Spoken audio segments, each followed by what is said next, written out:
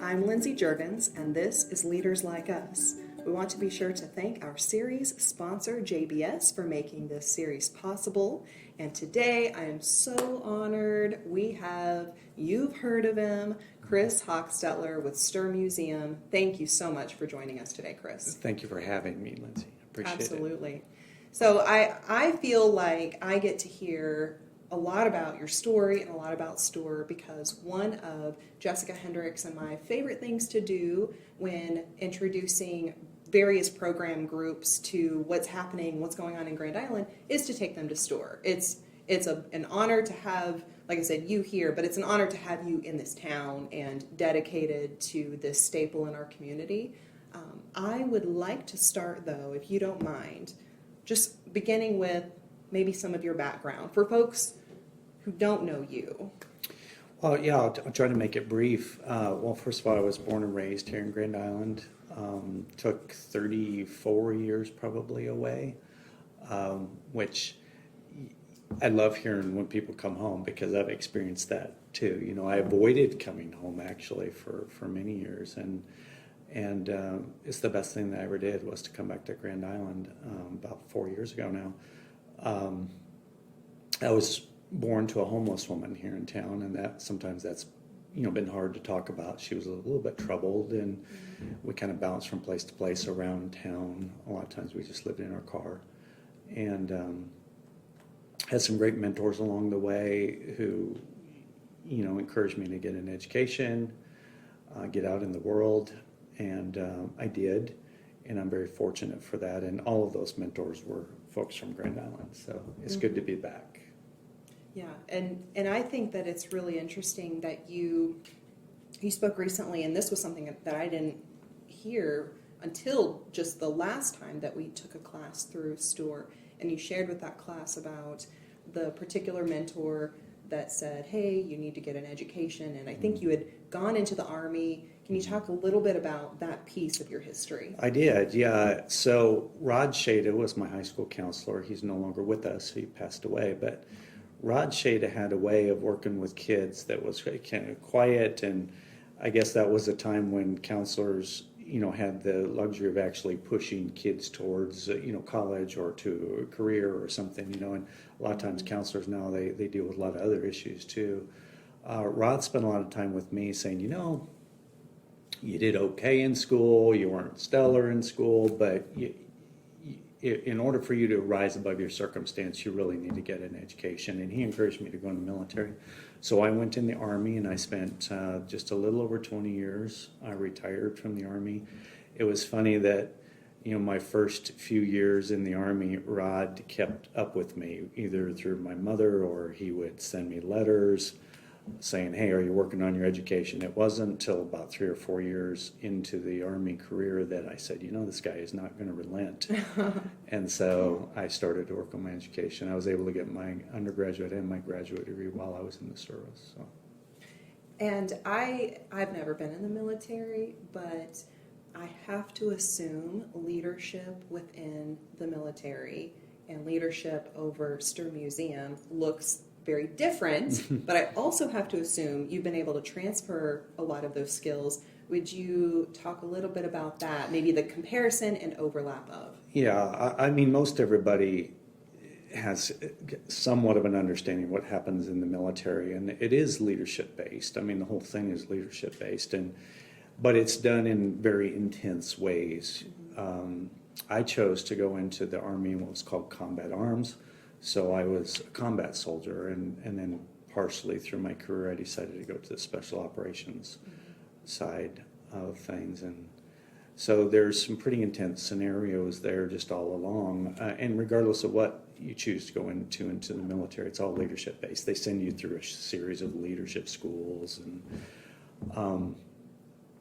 but the context is very different from what you need to lead a nonprofit or to lead in the civilian life. And so sometimes people who have served in the military make that jump, I think, very readily, and sometimes they struggle with it a little bit.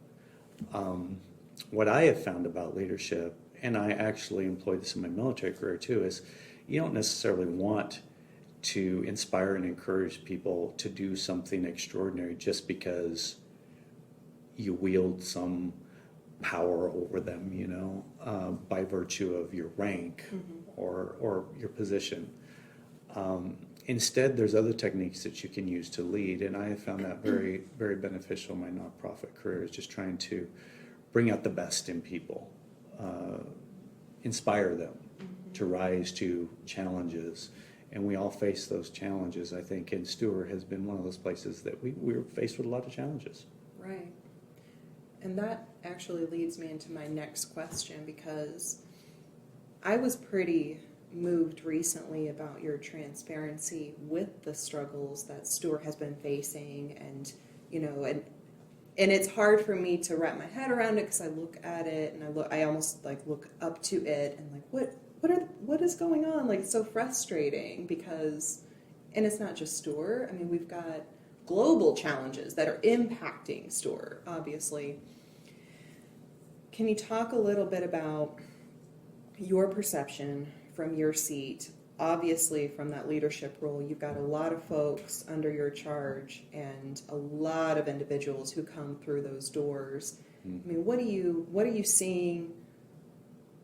What are the challenges directly facing Stewart for those that don't know? And then where do you see the silver lining coming? What has you looking forward positively? That's a lot. Yeah. I'm just talking, and I want you to talk, though. Yeah, I'll try to unpack some of that, Lindsay. It's a tough question. First of all, when I talk about Stewart, I like to talk about we at Stewart, not me at Stewart, because I think that it's any leader will acknowledge that, you know, we get things accomplished as a team. We don't get things accomplished necessarily as individuals. Now, I like that nature of leadership. I kind of shy away from, you know, saying I do this or I do that, but there is context that has to be given. And when I arrived at Stewart Museum, you know, now I'm working on a third year there at Stewart. Such a great place. What a gem for our community. But it was somewhat in stasis. You know, it had been fairly static for a long time, for probably several decades. That was indicative of the fact that our budget had remained the same for pretty much a couple of decades. You know, it had grown, give or take, you know, a few $1,000s one way or the other each year. And that's only one indicator that a place is just kind of static.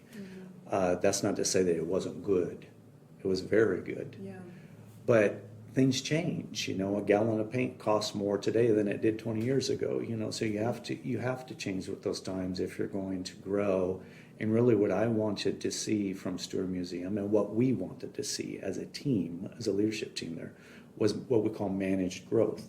And managed growth is one of the hardest things that an organization can go through, because you actually look and you project out and say, well, what does that look like? How big do we want to get? You know, and when I say big, it means how many people are coming there? How much mission are we delivering there? How many people are partaking in what we do at Stewart Museum? And I would like to see us get to consistently 100,000 visitors a year, as maybe one of our first benchmarks. Now, when you add in classes and things like that, we're probably around 60,000 a year, but there's a big gap between 60 and 40,000. Right. Or 100,000. That 40,000 is a lot of people to impact. In order to do that, we're going to have to change our ways, and we're going to have to grow, and we have over the last 2.5 years. We've added quite a few staff positions. You know, we reactivated a research library, which is a vital thing for a museum to have. We're an education-based institution. You have to have folks there who are qualified, and you have to have them there to help in that teaching. A research library is a big part of that. It's also a huge asset to this community. People should be able to come out to that research library and research their families and their, you know, things that happened here as Grand Island was growing, and Stewart has all of that information. Yeah. But without a staff, you can't activate it. So we were able to reactivate that. Many people know we stood up a full service restaurant, a bistro there. That is delicious. It's a wonderful place. You know, it's hard to ask people to come to a place that's 206 acres and spend all day long and not have, quality food offerings for them. It's nice to be able to have a bag of chips and a hot dog or something like that in the Silver Dollar. But a lot of families are looking for something more substantial to keep them there all day so that they can engage in that learning process, that experience. So we always felt like that was important. Well, that takes a little bit of staff, so we had to grow staff that way. The other thing that we looked at Stewart during this managed growth process was how do we gain the resources and how can we incrementally grow what people are doing on the ground so that we gain resources in order to grow. Things like the ice skating rink, the Glaciarum. And all of those things come with a certain amount of expense to them. Well, most all of that was programmed for until we got to this past spring when inflation started to hit really hard. Notwithstanding the pandemic, of course. And we've been able to grow our revenue by 17% through the pandemic, through this inflationary period, but the costs of doing business outpaced that. Not by a ton. So even with record revenues, we weren't able, we spent more than we made. That is something that weighs heavy on a staff that is trying to conduct managed growth. Because they say, wow, look at what we were able to accomplish, but geez, we still didn't make enough money, to cover all of the bills. Now, the good thing about Stewart Museum is that we have people who set it up with a lot of foresight. So we have strong reserves, so strong fiscal organization, so we were able to withstand that little hit. But nonetheless, it's maybe a blow to our plans in the sense that you can do so well, but still not meet the mark. And that takes an emotional toll on people, I think. Definitely. And Chris, I want to tell you too, I was talking about you recently with someone that hadn't been out to store, and I said, the thing that, one of the greatest benefits I think that you bring to the organization is that you are an extremely empathetic person, and so you feel these things. You can tell that, like, this matters to you. You are deeply invested in this, and that really comes through when you talk about store. And I think that, with my handy crystal ball, that's going to be something that will continue, no doubt, to benefit the organization, the museum, the people that you represent there, and the people that you draw in. I mean, I am extremely impressed with all that is happening out there, to your credit and your team's credit, as you said. I know it is not just you, but to be an empathetic leader, a lot of times you don't, I don't know, I feel like a lot of people don't understand how important that is in telling the story and telling someone genuinely, why is this important? Yeah. I think empathy is probably, I have a lot of discussions about empathy, and I believe that it is a key element to leadership, but it's also a key element to everything that we do, because it goes back to our purpose on the planet.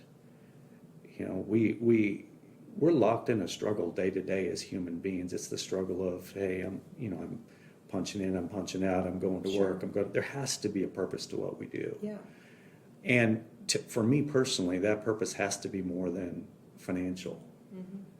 I want to be, personally, I want to have financial resources. I want the organization that I lead to have financial resources to do what they need to accomplish. But at the end of the day, if it's just money, that's not enough. No, it is not.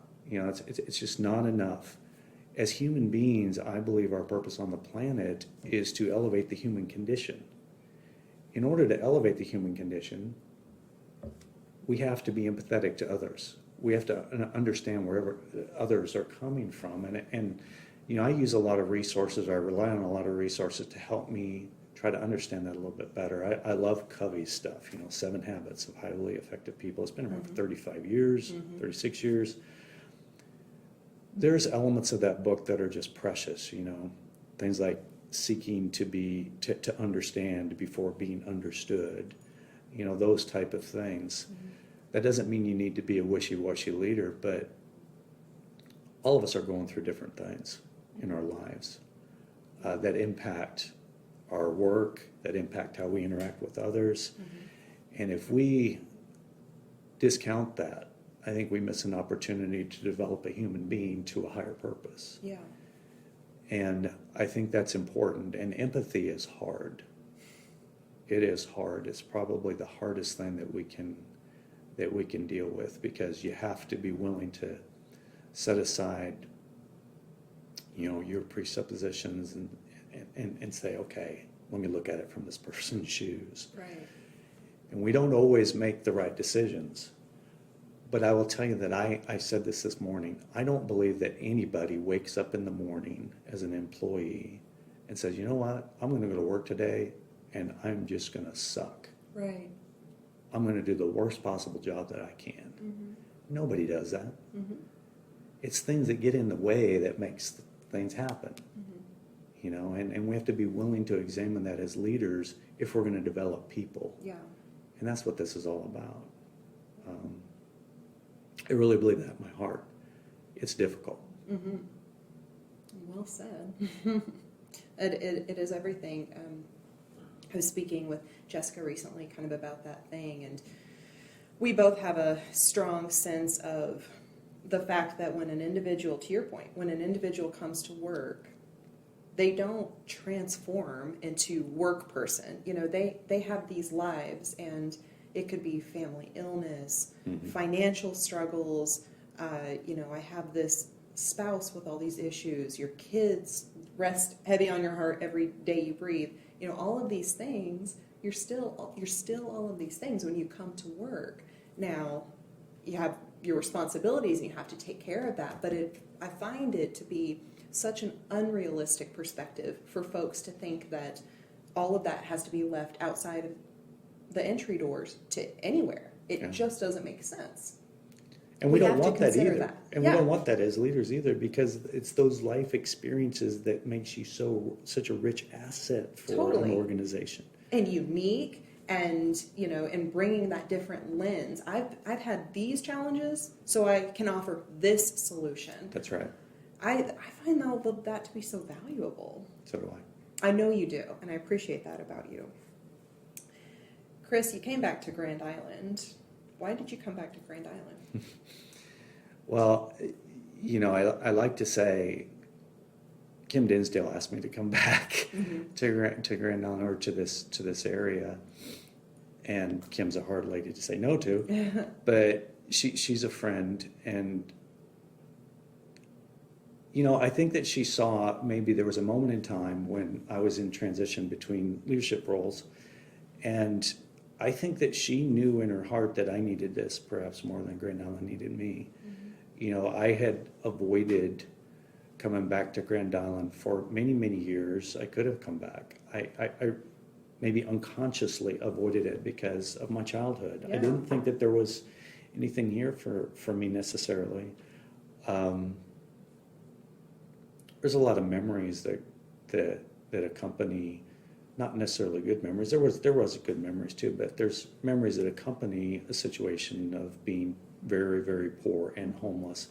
And back then, in the early 70s and mid 70s, there weren't the services here that exist now. We didn't have Olive Harbor, we didn't have these things, and so it was pretty rough at times. And so avoiding those memories was pretty easy to do, and just staying away was probably a way of avoiding all of that. And Kim maybe sensed, I don't know this, we never talked about it, but that maybe I needed that catharsis in my life to come back and address some of those things. And it just has worked out that way. Maybe it's just the universe, if you believe in those things. But, Liz Mayfield asked me to be a keynote speaker at Hope Harbor's event some years ago, and that was very cathartic to me. I was able to reconcile certain things during that speech, I think, and say things that I'd never said to anybody before. The fact is that this is a wonderful place. It's a very unique place. Sometimes I think we discount that a little bit. People who live in Grand Island are amazing people. When I went to basic training, so many years ago. I can remember, and I only met him once. It was a drill sergeant that was, he wasn't my drill sergeant, he was in some other unit that was in our same battalion. But I can remember during in-processing, he came to me and he said, and I don't even remember his name. He came to me, he said, oh, he sought me out. He said, you're Private Hochstetler, you're from Grand Island, Nebraska. I expect more from you. I was like, what does that even mean? Yeah. You know, I was 17, 18 years old. Yeah. I have no idea what that means. Sure. He was from here. He expected more from me because he knew, evidently, that, you know, people who go through GIPS, people who come from this community, or they go to another school here in town, Central Catholic, Northwest, we have something here that others look up to. Mm-hmm. We really do. I don't know what that is, but the expectation is high. Mm-hmm. And I think that that's important, it's significant. Chris, I see you operating within this community with intention, and I watch you find your way into roles where you are serving, and then specifically serving youth. You, not so long ago, were one of the mentors for Youth Philanthropy Board, and thank you for that.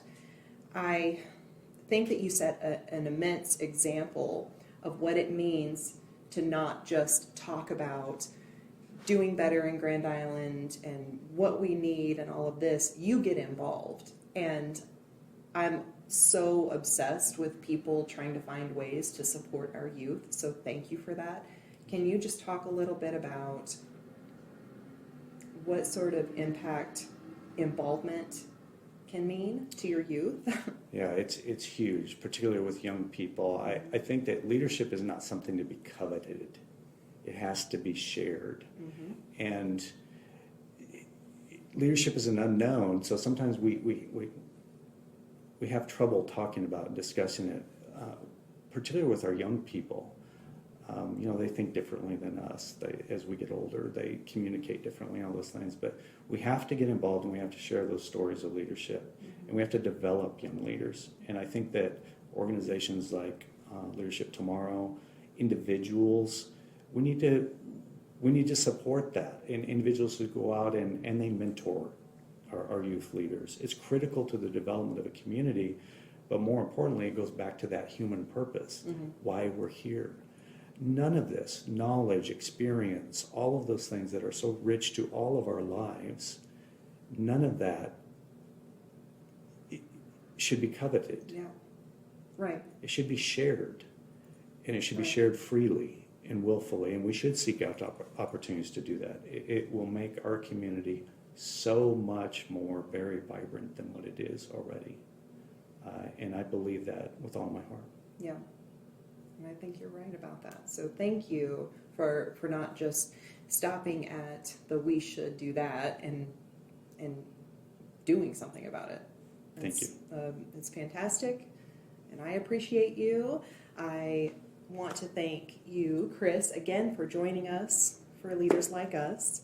I also want to thank again JBS for being our series sponsor. Thank you, Chris. Thank you, Lindsay.